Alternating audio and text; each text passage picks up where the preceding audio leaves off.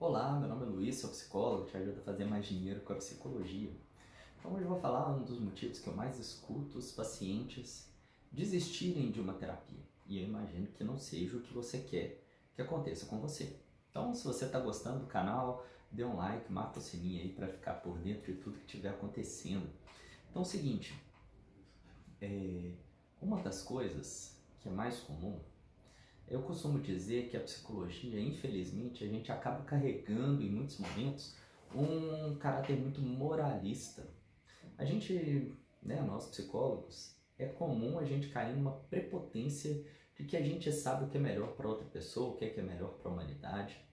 A gente costuma, nessa brincadeira, até começar a desprezar ou desvalorizar os conhecimentos de outras áreas. Por exemplo, áreas como direito, como medicina, como administração, finanças e por aí vai. E isso, por que isso não remeteria ali ao seu paciente que está passando por uma dificuldade, que está passando por um momento difícil no relacionamento, ou um momento difícil com as relações amorosas, as relações mais íntimas, questões financeiras que ela pode estar tendo problema, questões de trabalho. Por que então nessa hora não bateria na gente o Salvador? Existe até um dos mitos, um dos mitos que Jung trabalhou muito, outros analistas junguianos trabalharam, que é o curador ferido.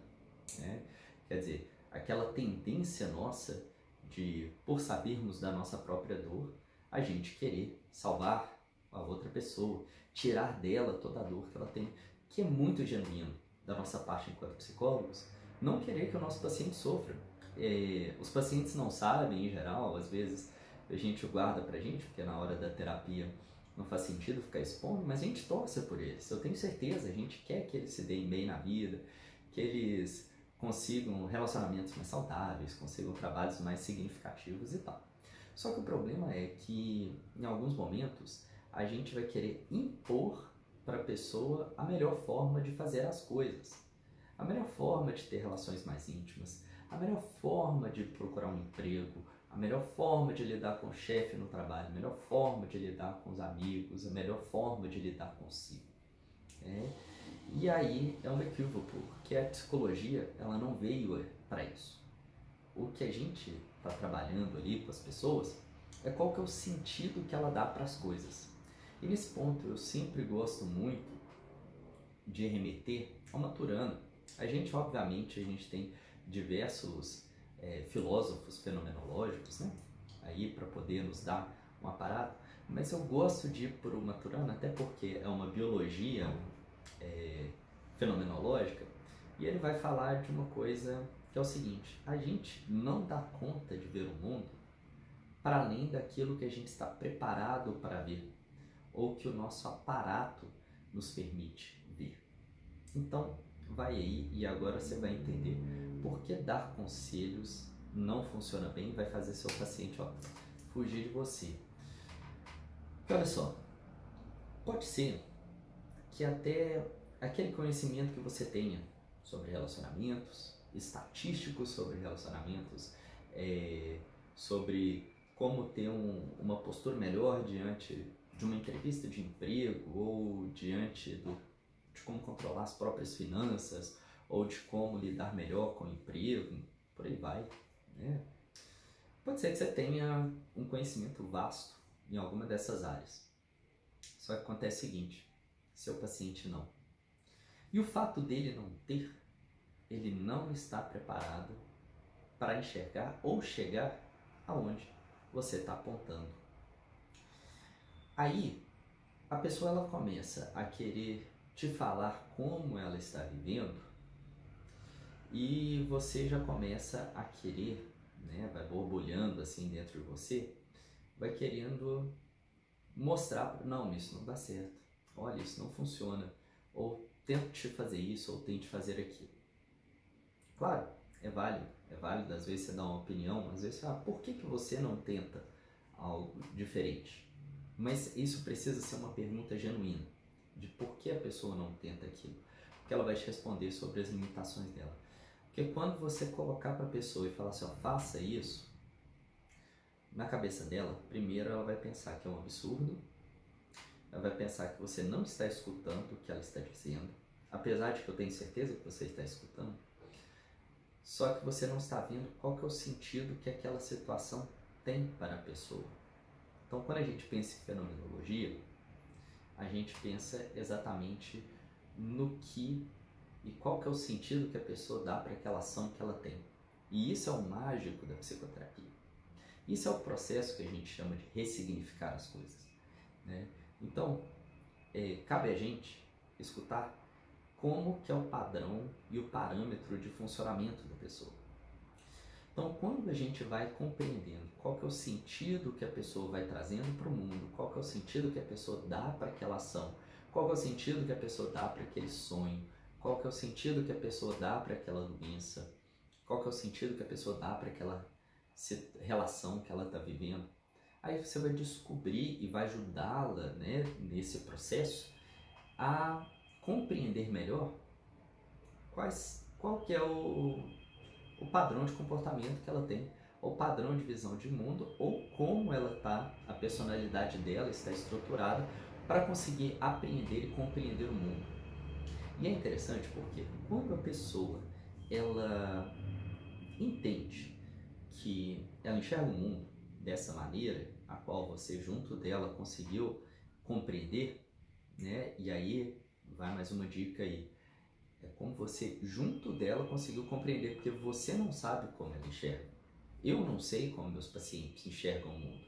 O que eu consigo é junto, caminhando lado a lado e a cada momento compreendendo qual que é a maneira que a pessoa está reagindo. Então vai ser uma sessão, 2 sessões, 3 sessões.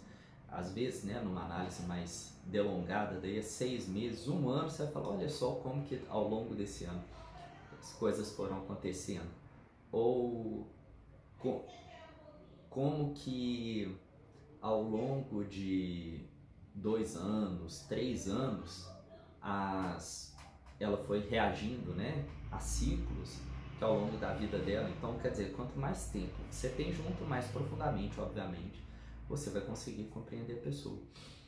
E aí, num processo de ansiedade, às vezes normal, que a pessoa vai ter ali, né, quando descobre uma verdade como essa, é capaz dela te perguntar, e aí está selada, e aí o que eu faço? Olha, ponto 1, você não sabe como é a vida, literalmente, da pessoa depois que ela sai ali da porta para fora do seu consultório, quando ela desliga a tela. Você só sabe a versão da história que ela tem. Quer dizer, tudo que ela está te contando, em certa medida, é uma ficção. É como ela enxerga as coisas. Então, se você chega com a sua verdade, colocando ali, então agora o ideal seria que você fizesse isso, seja mesmo que você seja de alguma área da TCC, da psicologia baseada em evidências e tudo, essa construção tem que ser conjunta, por exemplo, do plano de ação da pessoa, né?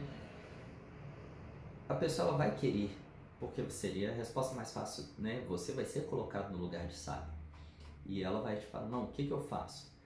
Aí, né, como eu disse, é armadilha, porque a pessoa ela tem as condições, as capacidades dela e o que ela está enxergando que seja uma possibilidade. E quando você chega com a sua verdade, é a sua verdade, é o seu jeito de ver o mundo, é a sua maneira de entender e que parece fácil e viável, né?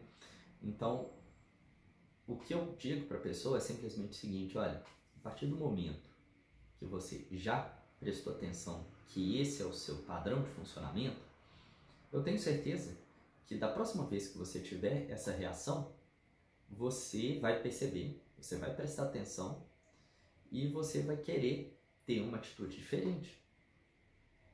Então, o que acontece? Não existe uma maneira correta de estar ou de fazer as coisas, né? E o legal, né, da vida é exatamente isso. A pessoa, você tem que estar do lado dela para ajudá-la a criar novas maneiras de poder, né, se relacionar com o mundo, de poder se relacionar com as pessoas, com as oportunidades que vão surgindo, ou criar para ela mesma oportunidades.